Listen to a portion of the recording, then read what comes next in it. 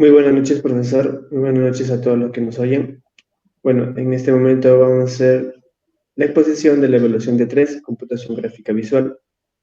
Los integrantes son Diego Alonso, Paulo Samán, Xiomara Jimena, Daniela Marlini y mi persona. La primera pregunta, ¿qué es la creación de diagrama? No, crear un diagrama y explicarlo. Eso me toca a mí. Voy a explicar el diagrama. Bueno, el diagrama, bueno, lo primero que tenemos es la aplicación WebGL, el JavaScript, el Vertex Shader, el Frame Shader, el Buffer Data y el Web API GPU. Voy a explicar sobre la aplicación WebGL. Es la aplicación que utiliza WebGL para renderizar gráficos 3D en un navegador web. El JavaScript, que controla la lógica de la aplicación, actúa como intermediario entre la aplicación WebGL y el navegador. El Vertex Shader y el Frame Shader, bueno, el Vertex Shader lo que hace es ejecutar en la GPU y convertirlo en los objetos 3D. Y el Frame Shader lo que hace es calcular el color de cada fragmento o píxel de la pantalla. El Buffer Data lo que hace es almacena los datos de la vértice de los objetos 3D como posiciones, texturas y normales, y se procesará en el shader. Los WebGL del IP lo que hace es esta interfaz de programación lo que hace es interactuar con la GPU y controla la renderización de los gráficos 3D. La GPU lo que hace es, este hardware lo que hace es ejecutar los shaders y realiza los cálculos necesarios para renderizar los gráficos en la pantalla del usuario. Le paso a mi siguiente compañera. Ya, a mí me tocó la pregunta 2, que es crear un diagrama de procesos que expliquen los conceptos de Vertex Shader y Fragment Shader en una aplicación gráfica.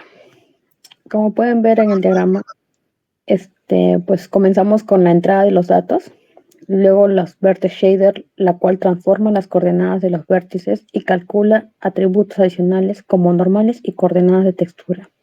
Prepara los datos para el proceso de rasterización, la cual es el proceso principal en los gráficos por computadora, que convierte las representaciones geométricas de objetos tridimensionales, y seguimos con Frame Shader, que calcula el color final de cada píxel basado en texturas, iluminación, sombras, efectos visuales, la cual decide si mostrar o descartar y o mezclar fragmentos en función de las operaciones definidas, la cual utiliza el set buffer para gestionar la visibilidad de los objetos y evitar errores de oclusión, la cual escribe los resultados finales en el frame buffer, que es la memoria de video que contiene la imagen renderizada, y así terminaría en las operaciones de salida para así controlar cómo se calculan los procesos, cómo se procesan los gráficos 3D, asegurando la calidad visual y el rendimiento óptimo en aplicaciones como juegos, simulaciones y entornos virtuales. Le paso el turno a mi compañera. Bueno, a mí me tocó la pregunta 3. ¿Qué tipo de operaciones del código de una aplicación gráfica realizan la GPU y la CPU respectivamente? La CPU inicializa los datos de la escena, como las posiciones de los objetos, las luces, las cámaras y los materiales. Gestiona la lógica del juego o la aplicación, como la física del mundo, la inteligencia artificial, la entrada del usuario y la lógica de la interfaz del usuario. En cambio, la GPU aplica transformaciones geométricas como rotaciones, traslaciones a estos vértices para posicionarlos adecuadamente en la escena. La CPU convierte las primitivas geométricas como triángulos, líneas o puntos en píxeles en la pantalla.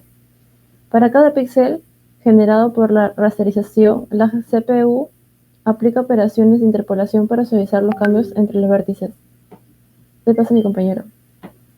Ok, para finalizar, vas a presentar una siguiente escena, el cual hicimos con JavaScript, el cual iniciaremos explicando este, sobre, sobre la web app, el, el cual se utiliza para manejar la, la inicialización y realizarlo del, del WGL, haciendo con el init, el cual es para inicializarlo y configurar el WGL, igual que sus sombreadores, haciendo con el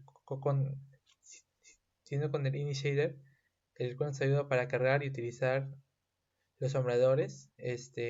También el render, el cual sirve para, para limpiar los buffers y renderizar cada figura. Con la clase figura lo que hacemos es crear en sí las bases en las cuales se van a construir cada figura de la imagen, ¿ya?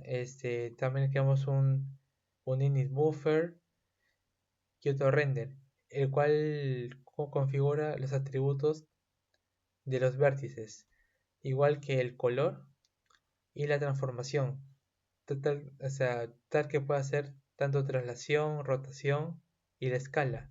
Y por último, dibujar la figura. Ahora le paso a mi otro compañero, el cual le va a seguir explicando sobre el código. Ya, perfecto, muchas gracias, Diego. Entonces, en ese caso vamos a seguir con la línea, vamos a comenzar a seguir con la línea 97, a explicar un poco más lo que sucede dentro del código.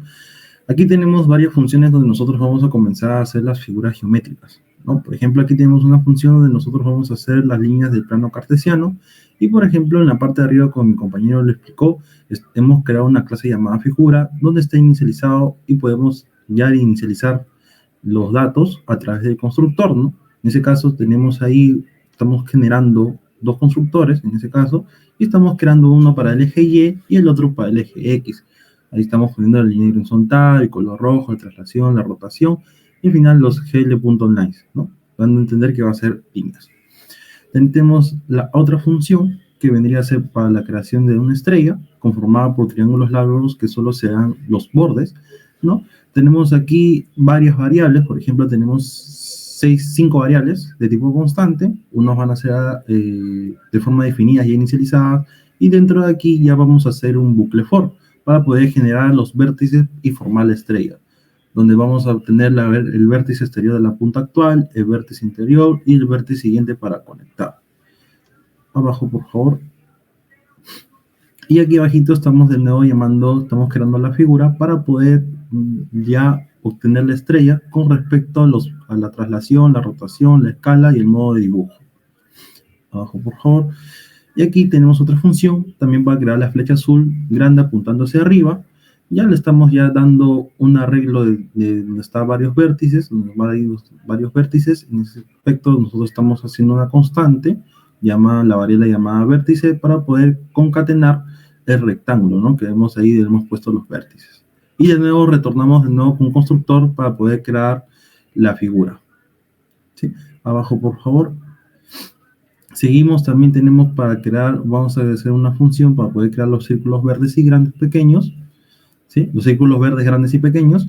Aquí estamos haciendo un bucle for, si se dan cuenta, para poder generar los círculos mediante el número de segmentos que le hemos puesto en la variable. Y en la parte de abajo ya estamos comenzando a crear y le estamos dando de forma inicializada desde la clase figura con el constructor, ¿no? A ver, abajito, por favor. Ahí estamos dándole el color verde, la traslación, que no hay rotación, la escala y el modo de dibujo. Ya lo mismo para el círculo grande y el círculo pequeño. ¿Sí? Abajo, por favor.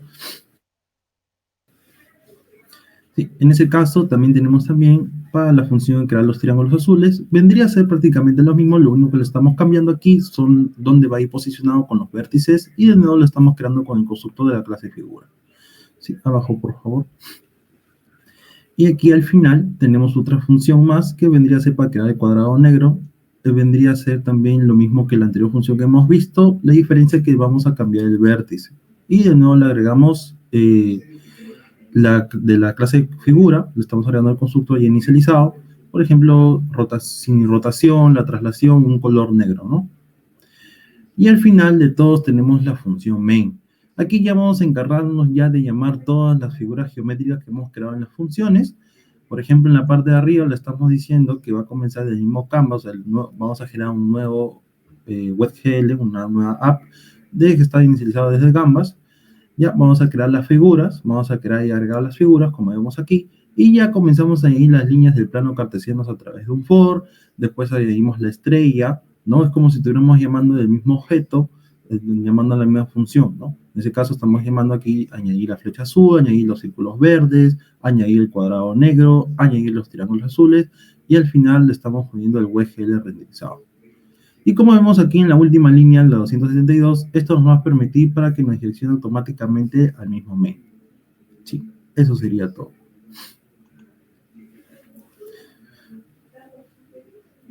Y aquí eso sería el resultado, ¿correcto? Eso sería el resultado de todo lo que hemos hecho y hemos explicado de la línea de código, ¿no? Estamos dando un plano cartesiano con cada figura, por ejemplo, en el primer cuadrante, en el segundo cuadrante, tercer cuadrante y cuarto cuadrante del plano cartesiano. Bueno, eso sería todo, profesor.